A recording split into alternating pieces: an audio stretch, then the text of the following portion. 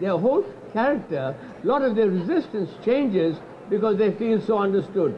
We have proof here of all these things, and when you all can come up, you can come and have a look.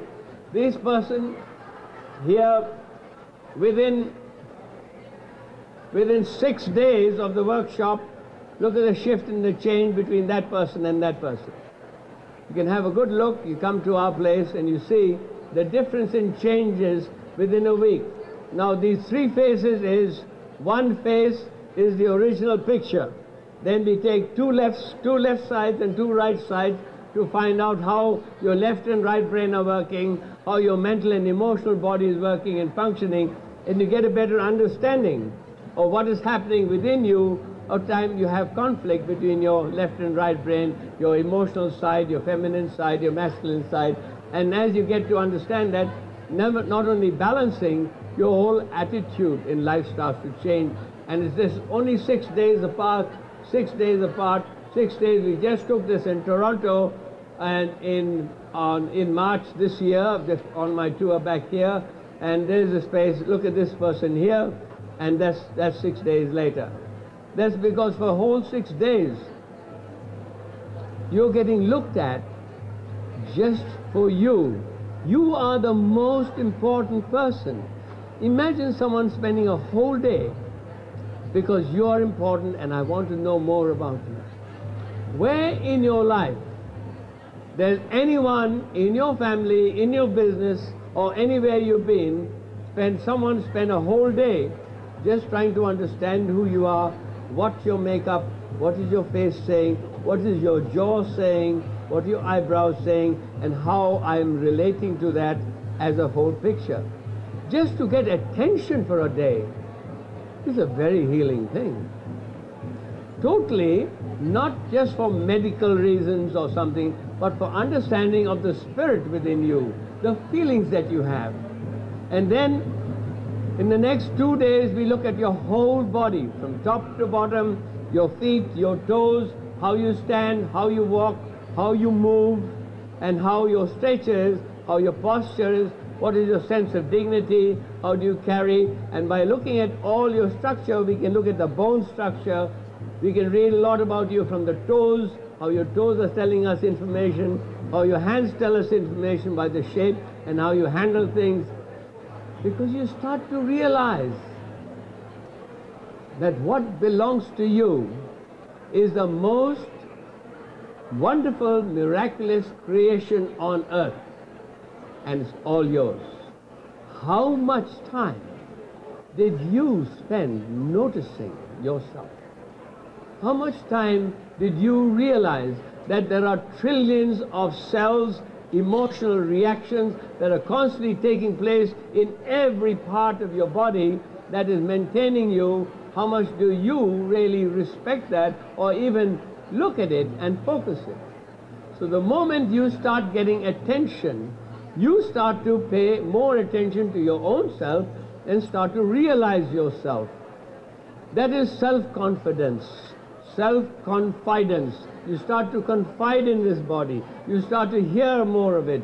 You start to understand more of it. And as you understand more of it, you feel better about yourself, and your whole attitude through life changes, not just only because I've had notice from other people, but because now my own attention has come back to me. And perhaps you know that there is a soul and a spirit inside you, and when you come home, your soul or your spirit will say, thank you for noticing me. You spend all your life noticing, making other people happy, pleasing them, but did you turn around and come and look at me and realize that it was me that was supporting you all this time? Yet you looked at someone else for support, you looked at someone else for love, you looked at someone else for doing those nice things for you, but I am the doer inside you. How would you do that? Isn't it nice to come home and notice me? And today I was doing a face reading and I asked the person, I said, how would you feel if your husband was having an affair with another woman or someone else outside? She said, I will be hurt. And I said, how would your soul feel when you are depending on other people for love instead of loving yourself first? It's the same feeling. You feel deserted, you feel lonely, you feel sadness, you feel inadequate, because the very spirit that supports you every moment of your life, you have left your consciousness from that and gone to someone else for support, someone else to care, and when they go, you are heartbroken. What do you think your spirit inside you feels when you are depending on someone else, that they need me? And the loneliness that you feel is really because you left your own soul and gone, and your mind has gone to someone else.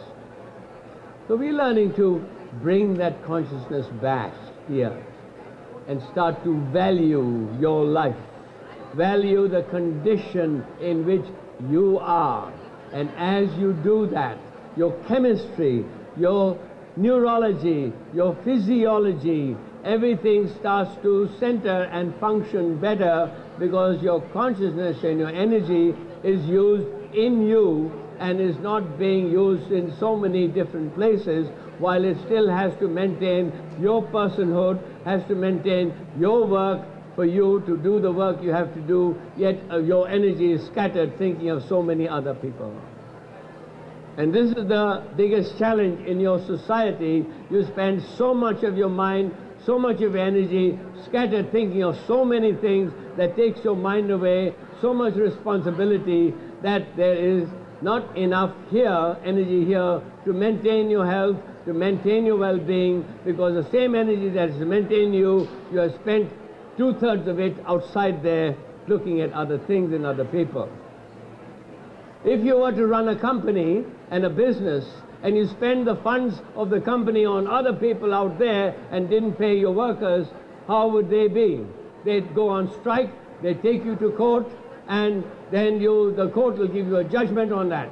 And the same thing that the doctor does, when the managing director here doesn't look after the workers in the company, he takes you to the court and the doctor writes out the sentence. Sometimes it's a life sentence for neglect of your own company that you're running, that the only company you have all your life. What do you do about that? So this is what it is. You come home to yourself, and in a whole week, when you focus on that, coming home to yourself, noticing yourself through the different ways we take you through step by step to understand your whole body-mind, the function, put value, and realize how much magic goes on in you every moment of the day that keeps you alive in spite of the neglect that we have here. So, what's the proof? I lived that. I believe that. And that's why I am healthy, and at 72 I play squash, I work day after day, week after week, and I work about 16, 18 hours a day, and I'm full, fresh, and full of life and energy like I'm right now. Last night we finished a workshop in Winnipeg. We caught the plane, got home at midnight. We were awake till about 2:30. We got up at 7 in the morning, packed all our bags, got everything ready, and came to Edmonton. We're running the show, and we're going to be finishing the whole thing. We got an intro night on Monday. You can come and pick up a card. We'll do a 3-hour intro night. We go back to Calgary, run a workshop there, go to the show over there, do it there, and we come back here, do a workshop here, and we go back there. And I do this for 9 months a year. There's not one weekend off. Why?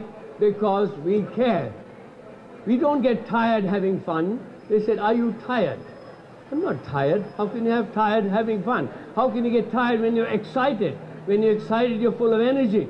You're like a generator that's constantly generating energy, full of energy, staying alive.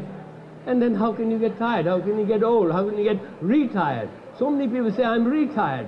I said, you are tired, and then you make yourself even more tired, and you keep on making yourself more tired, and then after you're not even worth retreading anymore, because his wheels won't even work with the tired. So